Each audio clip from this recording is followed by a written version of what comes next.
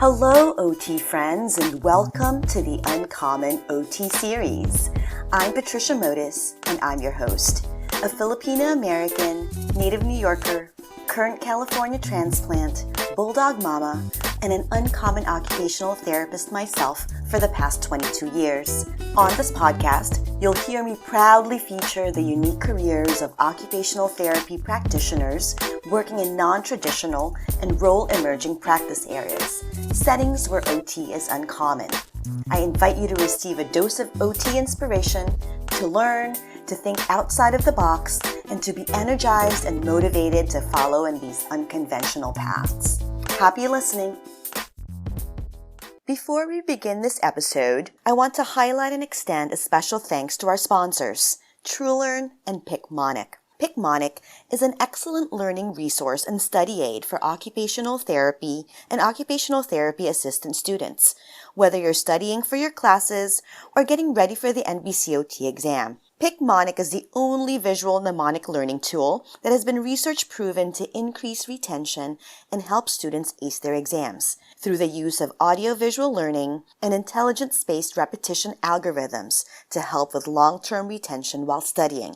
How I wish I had a learning tool like this back when I was in OT school. Try it for yourself and sign up today using the link in the show notes or code TRANSITIONSOT to score a discount of 20% off your PicMonic membership. Happy studying!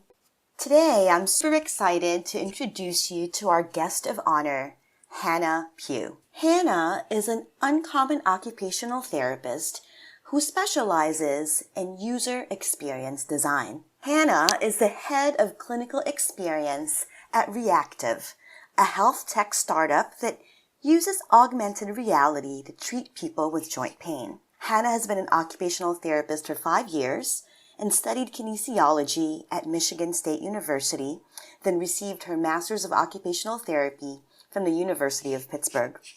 She has traditional OT experience working in an outpatient setting, acute and inpatient care, but through that time, she realized that she was interested in helping people through a different lens. Early in her career, she realized she could have a greater impact on people's lives by leveraging technology to reach more people. So without further ado, to tell us more about her uncommon OT work, I'd like to introduce you to Hannah Pugh. Welcome, Hannah. Hi, I'm Hannah. I'm so happy to be here. Thanks for having me. This is great. I'm really excited to talk a lot about myself and, my career and all the things that I've done. Yes, we're so looking forward to hear more about the uncommon OT work that you do and technology. But before we delve into all of that, as usual, I'd love for you to just tell us a little bit about your background. What drew you to this type of work? Yeah. So I've been in OT, like you said, for about, actually just hit 5 years. As of yesterday was my 5 year of graduation. So 5 years now. Congratulations. Thank you. Yeah, I've been saying 5 years for the past couple months, but now it's officially been 5 years. I just saw it come up on my memories of Facebook. So, so 5 years. And, so kind of early on in my OT career, I just kind of when we started field work, and I just kind of had this sense I would see people older seasoned therapists in the clinic or in the hospital that had been working there for 25, 30, 40 years, and I was just very intimidated by them because I could just never picture my career like that. I always pictured my career as I really just saw this okay, I went to OT school because I want to help people, and that's the most cliche thing that every single person doesn't talk here. That's what you say. But when you come to think of how you're actually going to do that, it's a lot harder than you think. Especially as an OT, right? Because we have so many options. So many options. So I was just really kind of overwhelmed with the options and just wasn't super in love with any of my field works. I liked them. I enjoyed it. I, obviously respect all the OTs that work in those places, but I just never really thought for me. I kind of vision what my career would look like. So I started my OT career kind of in those settings because, that's how you get your foot in the door. And that's where OT school kind of curates you to work is, traditional settings.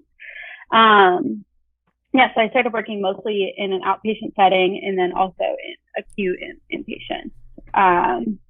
And I just I just really felt like it wasn't for me. Like I loved the work I did, and I loved the people, but I just couldn't see it as like a long-term career type thing.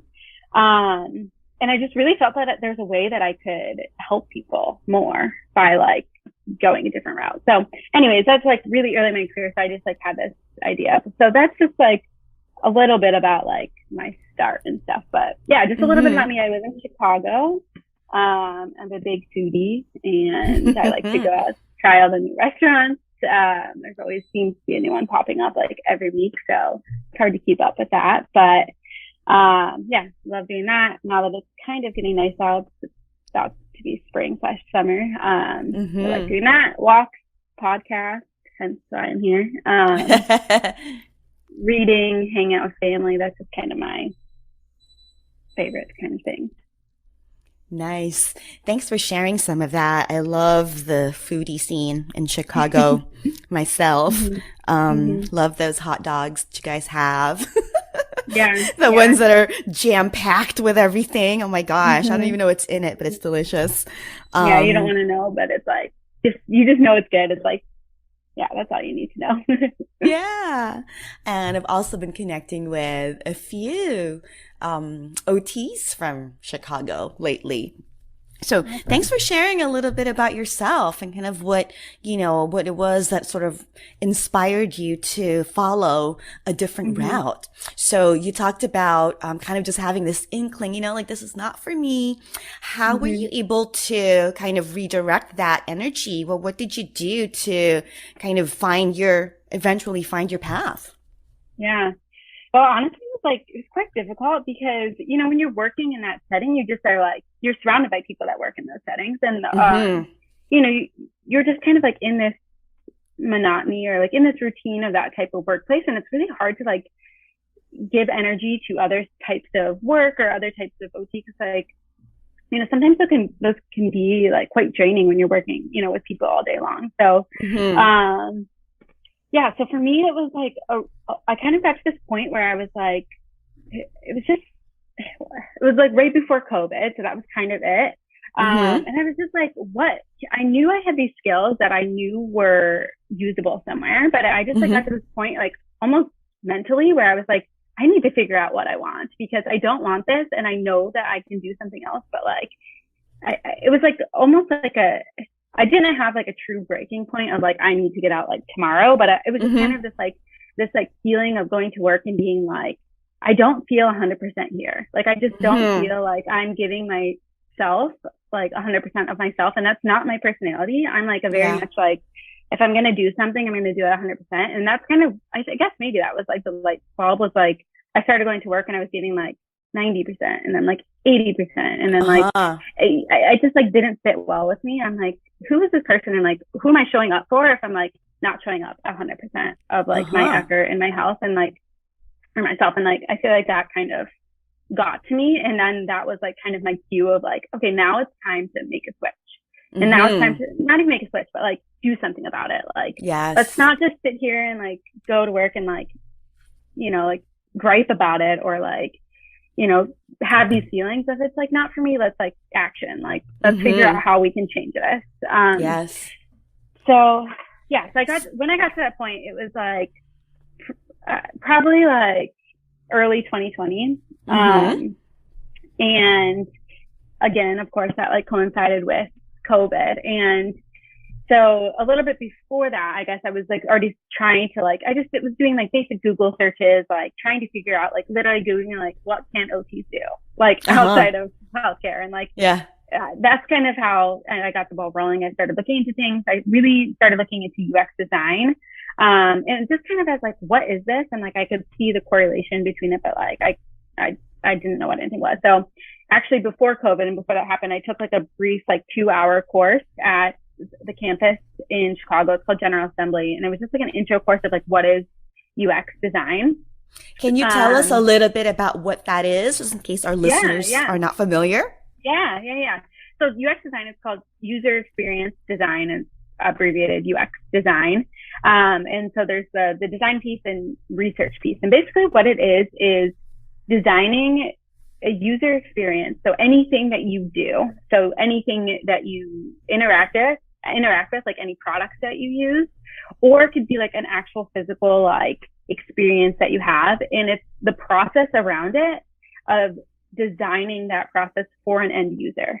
So for a specific type of person, or specific group, or you're designing it with these like people in mind, hypothetical or real kind of people. The people that you maybe expect to use your products or like use the experience, or it could be like for a real life situation of like, how can we improve the user experience of like the wait time at Disney or something, like something as broad as that. Or it could be like, how can we improve the user experience of like, how do these people interact with our app, like our product, or how are these people going to use the new coffee machine or something. So it's very applicable. It's like this framework that you can apply to all of these different situations. And in that framework, it's this design process framework. So it's like you have a problem that's presented to you, you have hypotheses, you test these hypotheses, you design something, you iterate, or you kind of like go back and forth on that, you test it, and then you kind of like redesign. It's this like iterative process of design. Okay.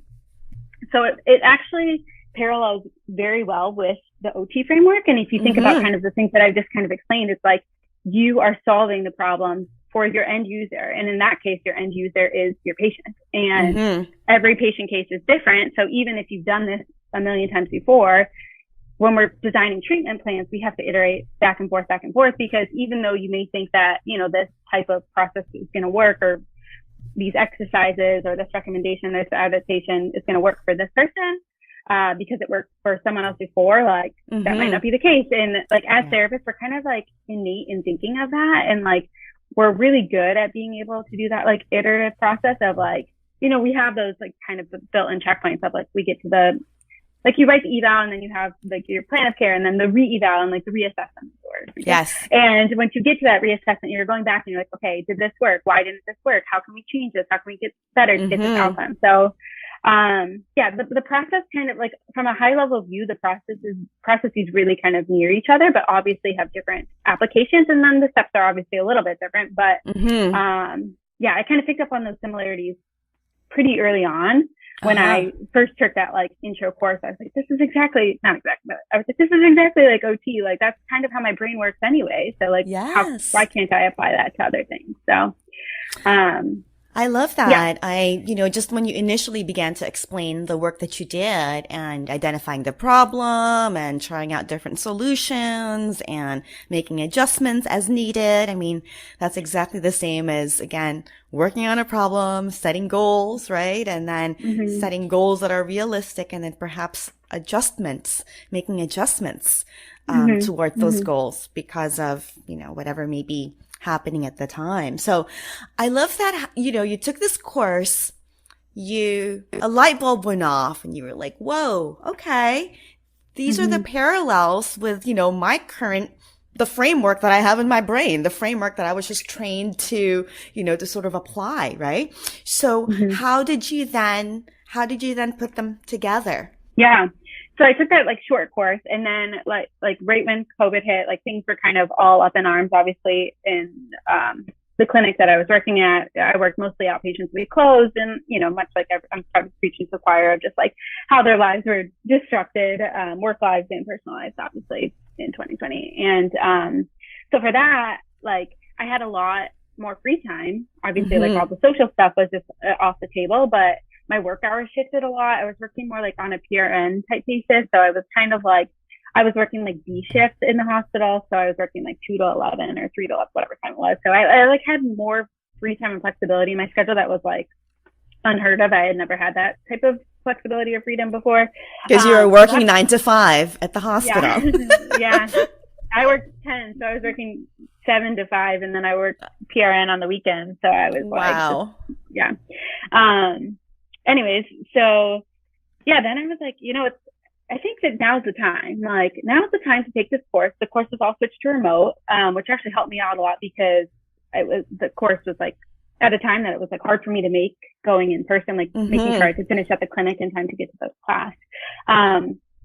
so I was like, I think I'm going to do this. Like, I'm going to put in the effort. Like, why not now? Like, use my time, use this uncertainty to like learn something new and like kind of go for it. So I took the course summer of 2020. It was like about May to July, maybe May to August, maybe I forget if it was 10 or 12 weeks or maybe 14 weeks. I can't remember. But so in that course, I learned like the foundations of it. I took for the listeners, I took the part-time General Assembly course. General Assembly is like the school, and then it was a part-time UX course. There's different like types of courses. You can take like an immersive course, which is full-time, but that's like you can't work at all.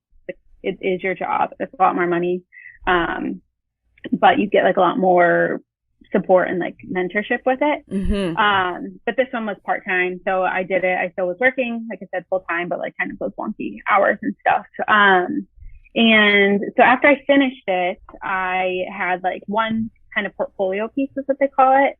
So I was working on one project throughout the course, and the project that I was working on was like a hypothetical project. But basically what it was is, I built like a, adaptive equipment DME like catalog for inpatient rehab. So like my kind of thought around that was like, the problem at that time was that, people working in like specifically inpatient patients they didn't have access to like their home setup. So like my idea of an app or product at that time was to like connect them with their home or their caregiver at home, and then so that they could like measure to order the correct like shower chair or their correct like bathroom DME and stuff. And then I had it like, so you build a whole like catalog of stuff and whatever, but it was all hypothetical. I think in theory it would be, I actually think that's a good idea. So I think so too. Yeah. I still have the mock-ups of it, but anyway, so that really just like taught me the framework of like what would go into building a product. And like we did like interviews for it. So I interviewed, people working in inpatient and also caregivers and just kind of stuff like that. So we really just kind of like got to understand the process of it. But after the course, so you have one project. So that's kind of your only experience, but you need like a lot more experience than just that to kind of make a full transition or to get a job. So after the course, I took like a break, like a month break or something, because it was kind of exhausting, honestly, to, working full time and then also doing that. But after that, I actually had a friend who worked as a UX consultant, and I kind of partnered up with her and just kind of presented myself like, hey, I finished this course. I kind of know the basics, but like, I know she worked as a UX consultant full time. And I was like, do you have any projects I can like come under your wing on, like help you with like any part of the project? And she was like, actually, yeah, I'm working on this app for, this company. Like, would you want to help? And I was like, sure. So I started doing things like that. And that kind of like got the network rolling. And like, once I did one thing, like, you just kind of like meet someone else kind of you can talk to. So that's kind of how I got my foot in the door a little bit. Okay. And then, so those are a lot on the, like more on the business side. I was doing like business finance type app, and I was just like really not interested at all, honestly, like in that type of industry. Like I wanted to still stay in healthcare. And so then I started doing some outreach to other like nonprofits or startups that were in the kind of the health tech or, digital health world. And I started doing more UX audits. So basically I was like taking existing apps, their websites, and kind of going through them and using what's called the Web Content Accessibility Guidelines and WCAG. And basically going through that, which is similar to ADA guidelines in the physical space. The Web Content Accessibility Guidelines are a similar type of framework, but in the digital space. And so I would go through a website or an app and kind of pick things out that would work or wouldn't work for different populations and kind of give the reasons why. So, like text placement is really important for like screen readers or like alt text, or even like color contrast is really important for obviously people with like low vision. Yeah. And just like even the way that things were laid out and stuff, just about like just making things more accessible for people. So that's kind of what I was doing for just kind of on the side and just kind of as a learning experience, which I think was really helpful. And just kind of like not only like the tactical experience that it gave me, but it also gave me the experience of like talking to people outside of the industry. am really seeing like, okay, yes, I am an OT. Yes, I work clinically, but also like, I know things that you don't know. Like, you're not going to think of like the person with low vision when you're looking at this, but like, that's something that like comes up pretty easily for me to like think about, or like at least have that frame of reference that like these other people don't have. And that's something that's really valuable. Yeah. And particularly in the experiential part of things, right? I mean, when it comes to a website, the experience would be readability, or whether it's audio or actual text, right? And being able to, see the size of the font, and everything has to be sort of, well, I don't know. Maybe you can tell me, what are we looking at when it comes to websites? What are you kind of, I know that you sort of probably have sort of checkpoints, but are there some, I don't know, sort of quick tips that you can give us to make our websites a little bit more accessible? Yeah, I think one of the biggest things is honestly like color contrast, or like that's something that like there's this website, I have to find exactly what it's called, but like you can plug in the colors that you use and see the color contrast ratio. And according to the web content accessibility guidelines, there is different ratios that you have to meet. So there's like 3 tiers. So there's like the bare minimum that you have to meet. Then there's like this like, oh, it's pretty good, but like could be better. And then there's like the, okay, great, like exceeds expectations. And you should obviously always strive for that like top tier, but like yes, they don't really make everything in the digital space as accessible as like things in the physical space have to be, because it's just not as well regulated, and they're not like, there's no one really out there being like, you need to shut down your website because these people can't read it, kind of thing. Versus like in the physical space, there's a lot more regulations around that stuff. So, so that's like the easiest thing for me to kind of just pick out and like give people, because that's such an easy fix for people to do. And it's like easy for everyone, even if you have no design experience, you don't even know anything about like creating a website, but like that's something that even if you're like creating content on like Instagram or like using Canva for social media and all that stuff, like that's something that you can just like kind of plug in and kind of see what it is and just like adjust that. But there's obviously a lot more like stuff about layout and stuff, but I think that that's like the easiest thing that you can kind of learn and like use, because that's good for any digital content, not even just like websites. Yes, that's a great tip. Thanks for that. And we'll definitely include your in our resources or in our show notes, some of the resources that you've mentioned, like particularly this, site where you can plug in your colors, and it'll basically kind of let you know whether you're meeting the basic criteria or not, right? And I think as therapists, we're very concerned, right? Or we're very, at least for me, I should just speak for myself probably, but I'm very concerned that everyone can read what I have on my website. And that's really kind of the point, right? And, again, as an OT particularly, I would cringe at the fact that, a client was not able to read or just sort of access the information that I had there for them for whatever reason, right? For a reason that I didn't even recognize. So, I really appreciate that service that you're providing. So how did you do that on a consulting basis? And is that something that you still do? It's not something I still do. Mostly just a time thing.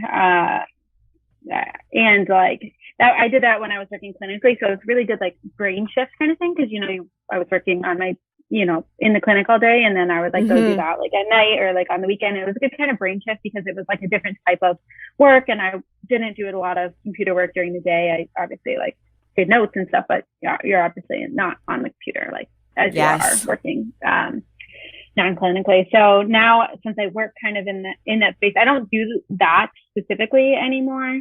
But maybe I should pick it back up. Like, I think it was a good service and like a good thing to do, but, but I was doing it like on a just a consult basis, not anything super formal. I was just kind of reaching out to different, apps that I would see, or like I said, other nonprofits or startups or something, and just kind of reach out and say like, hey, I'm an OT, like I can provide this service, like, are you interested? And I did like a few that way. yeah, which is, I like definitely I said, want good to. experience. I want to Yeah. connect you with a nonprofit that I'm connected with, just because I know they're very concerned about the information being accessible to, because Mm-hmm. it's one way you sort of give your website to someone, right? Or to a group or to a doctor's Mm-hmm. office, in hopes that their clients would then contact you. And if they were to contact you and couldn't understand anything that was going on in your website, I mean, how shameful, Yeah. Mm-hmm. Mm-hmm. especially from Yeah, OT, coming from an OT perspective, right? So I know. Yeah, I and it's think, something. Yeah, it's something that like OT is like we're all like aware of, that we want people to be able to use it, but I think it's harder than um like we don't know how to think about it in terms of like digital space. Like we know how to think about it. We're taught how to think about it in terms of physical space. But we're not taught how to think about it in terms of digital space. And when someone who's like able-bodied, able-minded is like going through a website and they don't get how it works, they just exit out of it and they're like, nah, whatever, I'll do something else, or like I'll use a different app, or like. yes.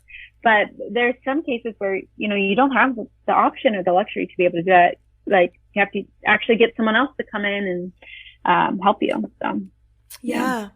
Yeah. I've had experiences working with clients in terms of really helping them feel more comfortable with the use of technology, right? Not even necessarily accessibility. And I've Mm-hmm. had to make adjustments to one's phone, for example, right? Mm-hmm. Or Mm-hmm. one's computer, just so that the color contrast is a bit more, Mm-hmm. effective for them, or the font size. And then, I'd get these sort of like, oh my gosh, you made it much bigger. Like, that's wonderful, right? So, and this is Mm-hmm. on a very, very basic level. What you're offering is not necessarily just, necessarily just helping the clients. Yes, that's the obvious, but I think Right. you're going to be shifting, brains. You're going to be shifting, the perspectives, even for OTs, Mm-hmm. right? Just in Mm-hmm. terms of how they look at their content and how one is receiving that Yeah, content. totally. Yeah, and I think we're really good at doing it like in a clinic and being like, okay, this person needs help accessing their phone, and we can go in Mm-hmm. like the things you mentioned, but like we don't think about it in terms of like accessibility is for everyone, and like Yeah. like making things accessible for everyone from the get-go is a lot Mm-hmm. harder. It's easy to make these adaptations to one's personal devices and stuff, but it's kind of like on a global scale, and that's kind of like the whole thing I was talking about, like how just making an impact on like a bigger scale versus on these like one-to-one like use case type basis. Yes. Wow. So super interesting stuff, really. Um, let's let's shift gears a little bit and talk about practicalities, right? Because it's great that you're able to, find this new role, right? Networking, it Mm-hmm. sounds like, is a great way to kind of get your foot in the door. And kind of, you mentioned sort of having kind of like an elevator pitch, so to speak, right? Because you're speaking to non-OTs. Would you mind sharing with us, is there something that you typically say, or is there a way that you typically introduce your service or what you can offer? Mm-hmm. Yeah, so I think it's changed a bit over the past year or so. Like, I think it was a lot different when I was kind of like pitching those types of like consulting type gigs, versus now, like when I explain like what I do now for my current work, which, yeah, so I think it depends on your audience a little bit, and it depends on Yes. like what are we trying to get across, and like who are we trying to convince, and what are we trying to convince them of. Mm-hmm. Yeah, so I think in those situations for me, it was more like really kind of bridging the gap between like what an OT does on like a very high level view. What do? We in that case, I was like pitching like we can make things more accessible, and we can help more people, which like in turn that will get more traffic to your website, more traffic to your app. If there's these people that can't use it, then like you're missing out on X percent of the population that's not even going to get to the point that they can use that product. Mm-hmm. So that's kind of like how that pitch is. Versus like what I do now, which I can go ahead and explain that. I don't think I even fully explained like what I do. But so now I work as the head of clinical experience for a startup called Reactiv. And kind of what we've built is a digital platform, so an app for people with chronic pain, chronic joint pain, arthritis type patients. And we use computer vision and gaming to match like rehab exercises to motions. And so in my role in this, we treat patients through the app. So I treat some patients that come through the app, but more as this like high level view of how are these people interacting with the product and kind of taking that and relaying that information to the product side. Like, okay, what needs to be fixed? What needs to be enhanced? What are these people getting and what are these people not getting? And kind of also relating that towards the business side. So it's more like this, the user experience of the patients, but also like how it affects products. But then I also do a little bit of like clinical side of it. So it's kind of very faceted. Yeah, it sounds like you're kind of like a liaison between the user and the people who create the product, and you're communicating each other's needs to each other. Yeah. Right. And then making sure that the product that's produced really meets the needs of the consumer of that product. Yeah. So amazing. So I'm dying to know what a typical day is like. So you mentioned that you're treating patients on the app. So these are folks with pain related issues who are on their phones and have downloaded this app, right? And then they're on the app kind of trying, I don't know, a home exercise program maybe, or I don't know, a breathing exercise. I don't know. I hope you have mindfulness stuff on there.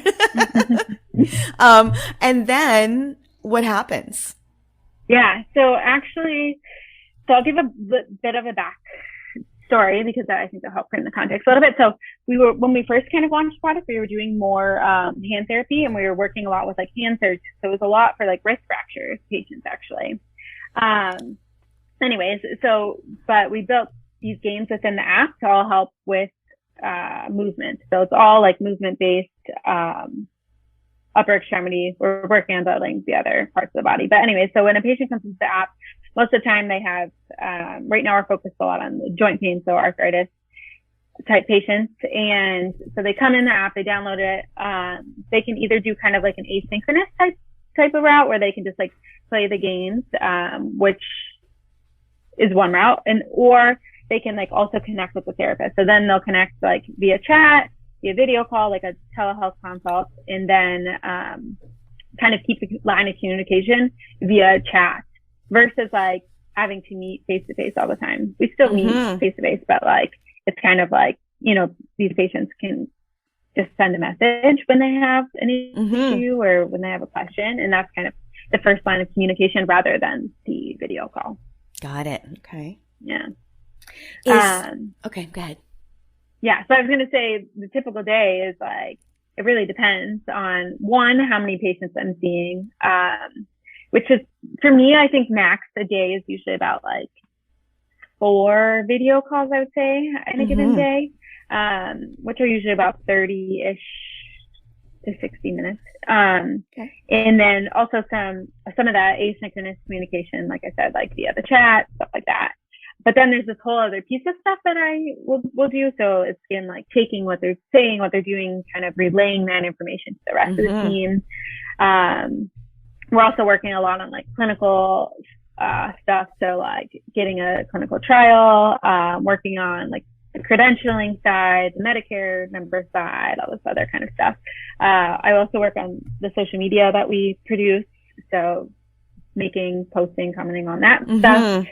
And then just kind of like, you know, making sure that all the patients that are within the app or that are either treated by me or the other therapists in the app that are like, you know, everything's kind of going smoothly. There's not any like problems via the patients or from other therapists, like kind of running that and like triaging all that stuff and packaging it. Yes. How fascinating. So that sounds like a really interesting day. Can you talk us through maybe a typical, typical session? Yeah. So it's different. And like treating patients virtually, I'm sure a lot of people listening have maybe treated patients virtually like in COVID, but probably have stopped now. A lot of it some of it's still going, but it's definitely not as widespread as it was 2 years ago.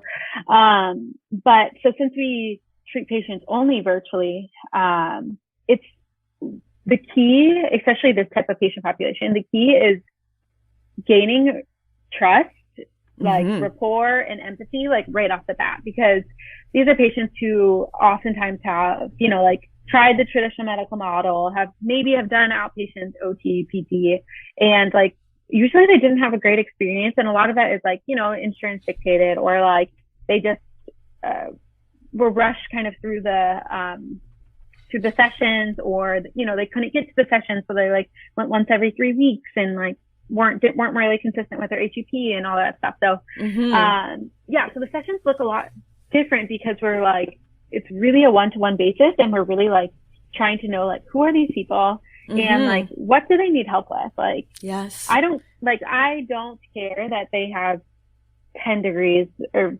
what, you know what I mean? I'm not super nitpicky on the range of motion that they have. I'm how can that affect their function? And what can I do? Can I teach them other exercises? Can I get them to do the exercises more via the games that we have? Do I need to recommend a certain splint for them? Maybe K-tape, maybe something like that. Or should we talk about how they're doing it? And do we need to adapt it? And do they need to walk into their kitchen and show me how they're making a cup of coffee and when exactly it's bothering them, that I can watch and do it in real time? Yeah.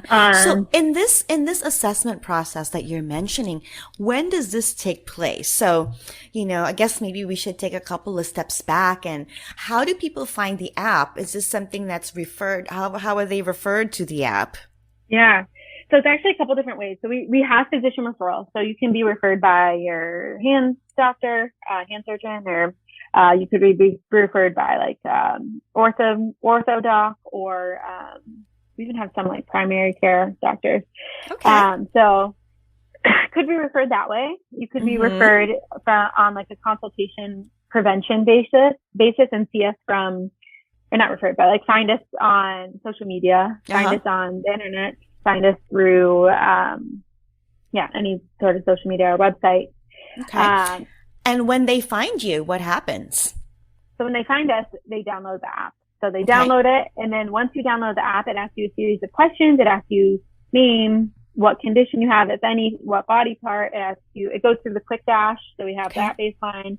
So that's basically the assessment portion. Yes, it's all done kind of digitally, and the person inputs all of that information. Okay, got it. Yeah, so a lot of that's all collected. And then on the video session is when we'll do I'll do more of the formal visual assessment. So can you show me what your hand looks like? Can you show me if you can make these motions? Can you show me when it hurts? Can you tell me just a little bit more about when did it start? All the things that you've tried. What works, what doesn't work, just the traditional questions and stuff like that. Anyone. So, yeah. So that's kind of And does each, assessment always come with a video call or a video assessment? Yes, mostly. But you can just download the app and play it and then never talk to us. But then that's it's very different, because then you would never you don't have the recommendations from us. We don't really know what's going on if you're not inputting it. So yes, that's whether they're using it properly, right? Yes, or exactly, yeah, right. I'm just imagining everyone holds and has so many different types of phones and holds their phones in so many different ways, right? And I'm just thinking proper body mechanics already, right? Or just kind of ergonomics. So very interesting. Okay. So now, you've done your assessment, or maybe not, right? But the ones that you have done the assessment with, you at least have this opportunity to go over with them your recommendations. Right. So some of them, I'll just want to phrase this a little bit differently, I guess. But so some of them we don't do a full assessment with. It's just a consultation. And that's more for a licensing thing. And that's more of a state by state kind of basis. So it does kind of depend on that. And I'm licensed in I don't know, maybe about 10 states now or something. So I can see like a lot of different patients and stuff, but there's some that we can only see on a like preventative basis. And those patients, like, I don't do a full like assessment like I would obviously in an outpatient clinic when you have the referral. It's more like, okay, this person's coming in with like hand arthritis. How can I teach them what arthritis is and like just general joint protection principles and like how those are applied. So yeah, it's a little bit different and it's a little bit on a case by case basis, a bit nuanced a little bit because of just those technicalities of our licensing and across the states and stuff. But yeah, I just wanted to mention some of those like little nuances a little bit. Yeah, that's so important. Maybe we can segue a little bit into, I guess, money matters, right? Is there a fee or is there a cost to downloading the app? And, I guess how are you compensated for the work that you're doing?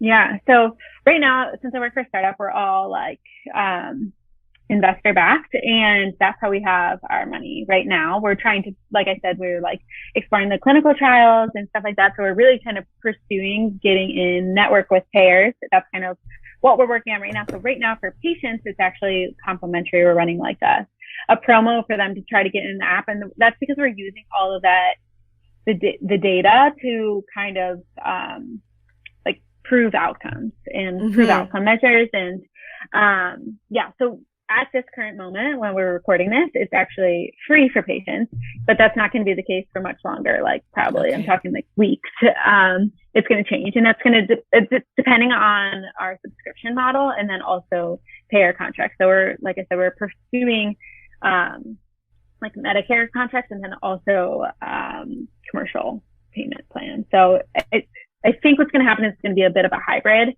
but it's kind of changing every day. It's kind of like what we're thinking and kind of what's going to actually happen. Okay. So, so I just have like a gazillion questions, just in terms of, when you mentioned Medicare. So you're billing Medicare for these sessions, basically, right? So what code are you using to bill Medicare for these sessions? Because they're technically, and these are the virtual session, not just the use of the app, right? They're okay. Yeah. So it's actually, So it's kind of, so we're currently not billing Medicare right now, but we're pursuing the payment contracts with Medicare. Okay. But at that time we would be the virtual sessions, those virtual sessions. But other than that, there are those RTM codes. They're called remote therapeutic monitoring codes, which came into effect this year through CMS. And, you can build those codes, and those like, those can be billed asynchronously. So there's like a setup code for like, you set up a patient on the technology. There's a monitoring code for like monitoring patient progress. And then there's like the follow-up code. So there's like 3 different RTM codes that you can use, for that asynchronous stuff. So a lot of that stuff is already being done this year by like, MedBridge, ATP to go. Those are already like, CMS compliant type of, sites, which actually a lot of people, you're already using it, but it's just a matter of like, billing those correct codes. So, so those are the RTM codes. So hopefully we'll be able to use those. In theory, we're able to use them, but we just haven't done it yet. You know how like finicky, like, So, but we're able to use those codes. We just haven't built it yet. Okay. So great. Now, when the app becomes, available it is available to everyone, but once you start to charge for it, what will the cost be? Do you know that? Yeah. So and how do you determine such a thing? Yeah. That's funny you mention it because we were actually having that conversation earlier today. So, I think the answer is TBD.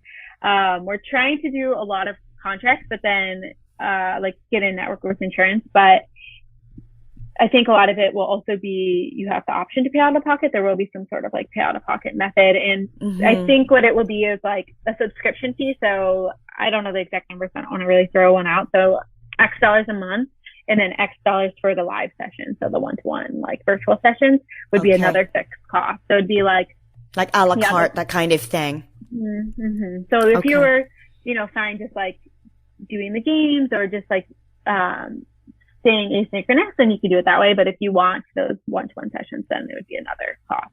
It's how we're thinking about it. But again, that's not like set in stone. So yeah, that makes sense. Because you know how there's these apps where there's the free version and you can only access so much. And then if you pay a little extra, then you get all that other stuff. So I love it. Thanks for, you know, breaking that down for me and for our listeners. Because I just kind of needed to conceptualize like what a session is like.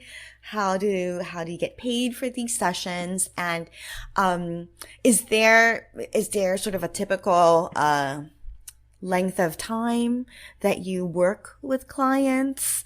Do you ever discharge them, you know, or is this something I would imagine you want them to kind of keep the subscription and kind of keep using, the service, right? And also when it comes to, I guess, joint or movement related things, this is something that it's more of like a routine building app on the side, right? Because it gets people to actually incorporate these exercises into their day. Yeah. So we want people to use it a lot, especially if they are the appropriate patient and the appropriate patient diagnosis, to use it a lot, and to use it for weeks. The longest I've treated a patient so far has been like 6 months. But we haven't been treating patients for much longer than that. So they've been in basically since the beginning. Yes. And the way it kind of works is like at first we were meeting like kind of once a week, and then we started meeting like twice a month, and then like once a month. And that's kind of the frequency that we've been at now. Okay. And then we kind of communicate the rest via the chat. So there's also other patients that I have like discharged, but more so in the sense that like, I don't feel like we need to meet face to face, but like you're still able to, if you want to, if you need that. But, like I personally just don't feel like they need them. It's more of like a mutual agreement of like what benefits they need. But we also do, and we have treated patients like directly from the physician referral, which those we do follow like the medical model of like, you know, you have the referral, you have the visits, you have the plan of care, and then we do actually discharge those, which are like signed plan of cares from the physician. So those are a little bit different because those patients are truly like discharged. Yes. They can still use the app technically, but like we don't like kick them off, but like I just don't reach out to them, and then they get it. They can still do the exercises that are within the app, but that's more just like as an HEP thing, but it's not like a that they really need to continue doing it, because at that point they're like rehab. It's more like patient education, right? Just telling, you know, teaching them, okay, these are the best ways to move your joints. These are, you should probably do these stretches once a day. And then, you know, the rest is just kind of maintenance, right? So the folks that you have sort of on your maintenance plans are the ones that you're continuing to see once a month. And that sounds like it's more like kind of like accountability and just keeping up with stuff. Okay. Yeah. Because definitely at first when you see them, there's like, especially people who are newly diagnosed with like osteo or rheumatoid arthritis, or actually any type of arthritis really, but there's a lot of education that goes into it right at the beginning. And a lot of that's just because there's a really like a negative stigma kind of around arthritis. And there's like a lot of these words, like buzzwords that physicians like to use, or other healthcare professionals, like bone on bone, or like an old people disease. They're just kind of like stuff like that. Yes. That when younger people get diagnosed with it, they have that already, that social construct of it like in their mind. And it's like, it's really the education of like breaking that down. What does that mean? And like, how is that going to affect your life? And like, how can we manage all these things that are being told to, and like break them down of like the truth and the legitimacy to each one of those, and like what that means for like your day to day. Yes. Yeah. So that's like, that's really great. And, you know, I guess it just got me thinking about, you know, I know we talked about the games, and they're, pretty biomechanical in my mind, just in terms of one pressing buttons and, I don't know, is it kind of like, brain games with maybe Tetris and moving things around, stuff like that.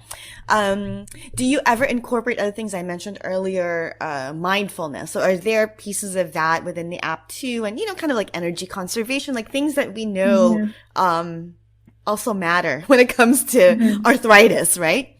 Yeah, totally. So actually all the games are used by computer vision technology. So it's like you hold your hand away from the phone. So the phone would be like about an arm's distance away. And then you're using your hand in different motions, and the phone camera is detecting your hand movement, and then it's tracking that. And then you're using your hand basically as a control. So you're not like tapping any buttons, and it's not like a traditional game like that. But actually, funny that you mentioned Tetris. There is like a Tetris type game which uses like finger opposition and different pinches. And so you're like picking and placing different pieces kind of based on that. And then we have a game that's like opening and closing your hand and uses forearm supination and pronation. And then the other game is more of a wrist flexion extension and radial and ulnar deviation. But you're doing all those motions to control the game. So you're like sitting about, like an arm's length away, kind of doing it on your phone, but not like tapping on your phone. So it's quite different than like a traditional type game in that sense. In terms of like the energy conservation, the joint protection, all that other piece, that all comes from the therapist. So that's all stuff that's like, like would be driven by me or other therapists, like education that's like either delivered via the chat message or like in a one-to-one session. That's usually what we talk about a lot in the sessions, or like the patients that I've treated. That's like what I talk to them about a lot. It's like, first of all, it's like teaching them why their joints hurt. And that's like a really big thing. It's like understanding why, and then kind of like going through that and being like, okay, now you know why, but like, what can we do about it? And these are the things that you can do about it. One of them is movement in most cases.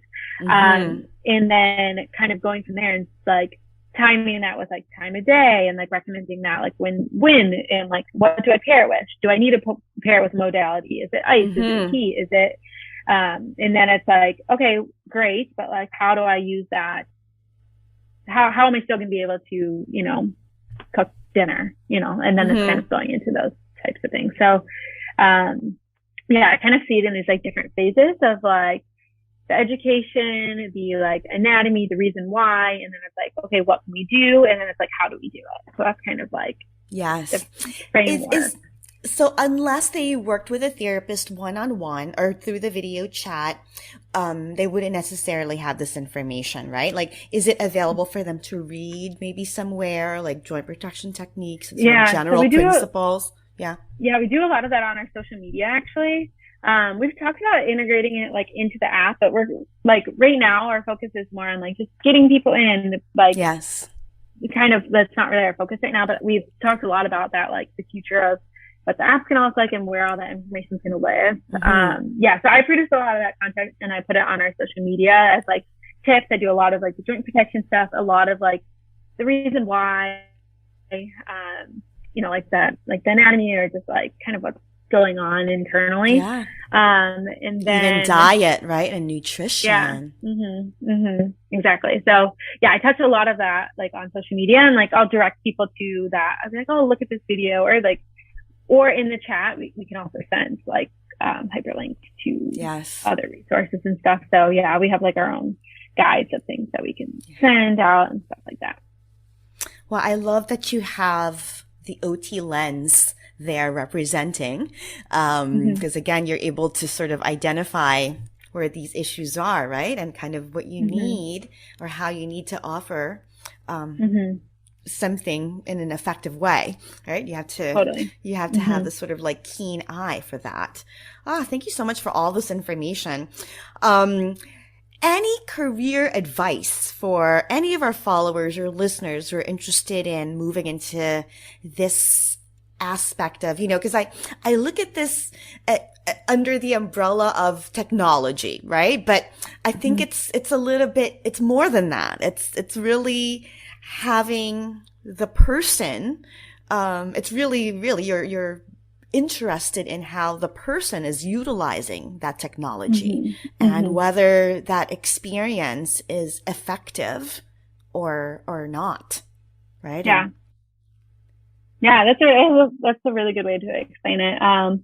I think my biggest career advice is networking. And I know that gets like everyone who hears that, they're like, networking. I hear that all the time, but like how and what? And like, it's just like this buzzword and, no, but like truly to kind of find your people. And like, that's what I like to call it. It's like, you have to find your people that are like similar. And like, I think that like listening to this podcast, I'm sure a lot of people are kind of in this similar kind of mindset of like interested in something else. And maybe it's not the exact same like type of path you're interested in, but like, yeah, just like not being afraid to reach out to people that you see. Another thing that's really not big for OTs is LinkedIn. Like that was something that I was like, nah, man, OTs don't need LinkedIn. Like that's for business people. Like I don't need that. And I didn't spruce up my LinkedIn until I started looking for work, right? So it's one of those things where you feel like you spruce it up when you need to start really looking for something.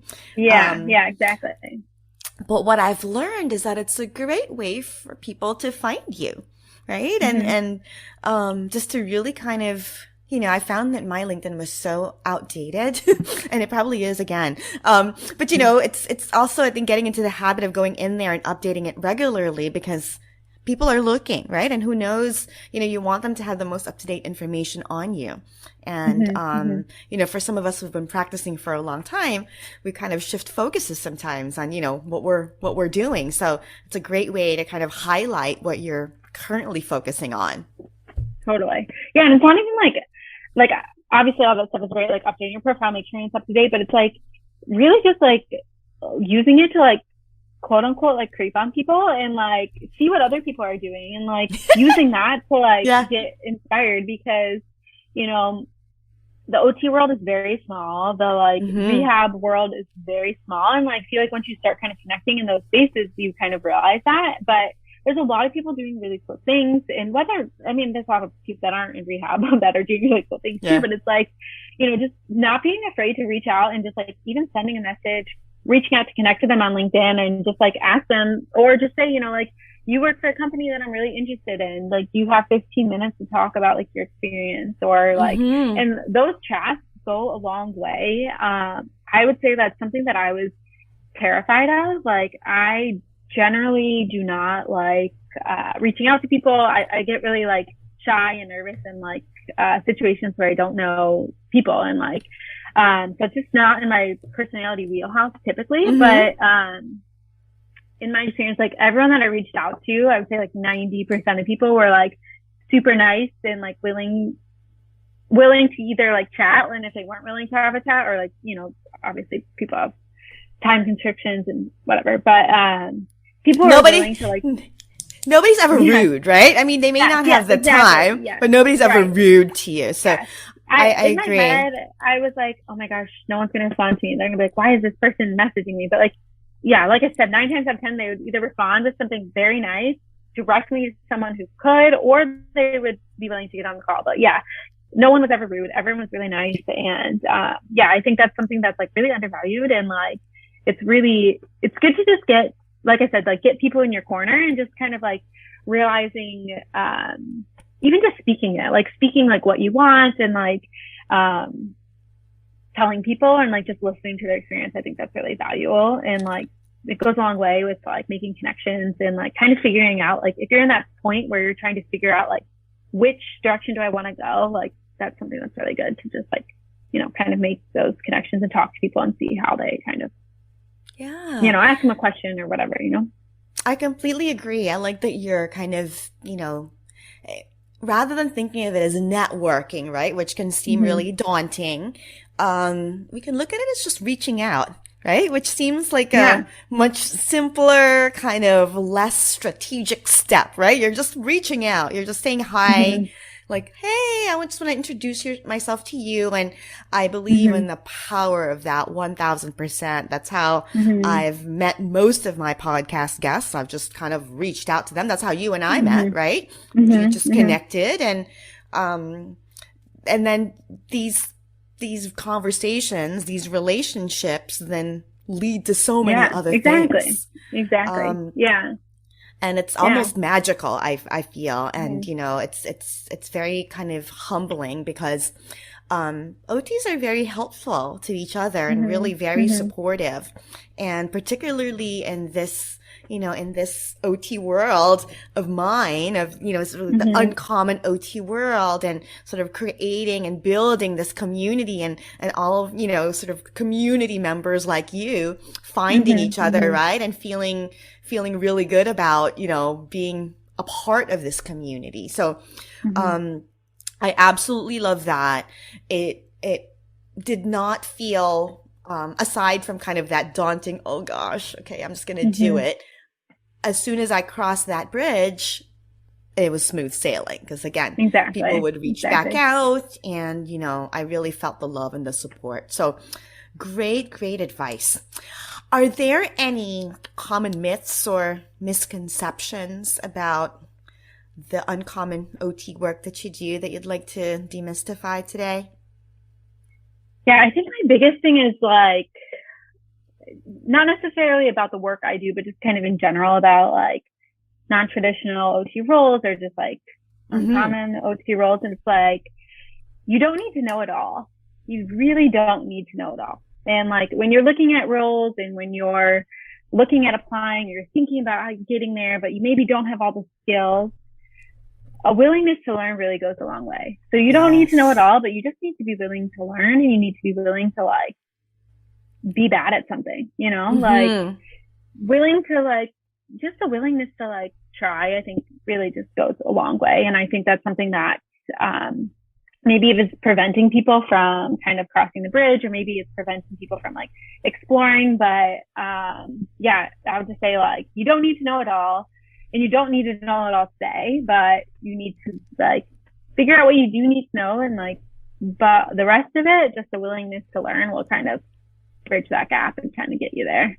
Yes, I agree with that 1000% too. It's, not being afraid to fail, right? And really remembering the fact that we're OTs, right? We're experts at modifying, making adaptations, and, helping folks kind of develop strategies so that they can still do whatever it is that they need to do, right? So we can certainly apply the same framework for ourselves and for our own, sort of career goals, right? Totally. Yeah, totally. And I just feel like as OTs, like, you just get this, like, when you work in a traditional setting for so long, you kind of get like pushed down a lot, because you're often at the lowest end of the totem pole, or like, you're always referring to like physicians, or just like you're kind of like you're working under the PTs, and like you just don't get the same respect. So I feel like after a while that just like starts to wear on you. And like obviously there's some exceptions, like some clinics or facilities are better than others at kind of promoting OTs, but like from my experience and like talking to friends and stuff, it's like they don't really have, they're not super valued in their workplace. And so I think after a while that wears on you, but just kind of knowing that even if you're not valued in your current workspace, it doesn't mean that you're not going to be not valued everywhere you go, because you still possess those skills, and you're still treating those people, and like you're still doing skilled work, even if like day in and day out you don't really feel like it. Yeah. And you can certainly seek out an environment where you can feel more valued every day. Totally. Right? Because we have those options. Exactly. So. Well, I'm so glad that you did. You took the steps, you took the risk, and, you created this really creative and incredible path for yourself in the technology world, and really bridged that with your OT skill set. And now you're doing all of this. So thank you so much for sharing with us your journey and the current work that you're doing. Yeah. Thanks so much for having me. Like I said, like, I just hope to kind of inspire people who are maybe thinking that they don't have the skills, because you do. And I hope this like, just makes you kind of rethink like what you can offer. Absolutely. So Hannah, tell us, how do we find you? How do we follow you? If we had any questions about the type of uncommon work that you do, and people were interested in going into this space, how do we reach out to you? Yeah, I think the best place to find me is on LinkedIn. You guys heard me talk about that just a little bit ago. So yeah, it's my like my name, it's just at my last name, Pugh, P-U-G-H, and then H-A-N-N. You can find me on LinkedIn. Or if you just search me, Hannah Pugh. Yes, and we'll include that in our show notes for sure. Mm-hmm. Yes. So just connect with me and then send me a message. Thank you. And that wraps up another inspiring episode of the Uncommon OT series. Connect with me at www.transitionsot.com. And don't forget to sign up to be part of the Transitions OT community. By doing so, you'll receive my latest compiled list of uncommon OT practice settings, the latest news on mentoring offerings, uncommon OT live events, non-traditional OT resources, and more. You may also follow me on my social media pages on Instagram and LinkedIn. And if you love this episode, head on over to Spotify, Stitcher, Apple, and Google Podcasts to follow, rate, and leave a review. I also ask you to consider pledging your support to my Passion Podcast project by being a patron on Patreon. It is very much appreciated. Sending big OT love. Thank you so much for listening. Until next time.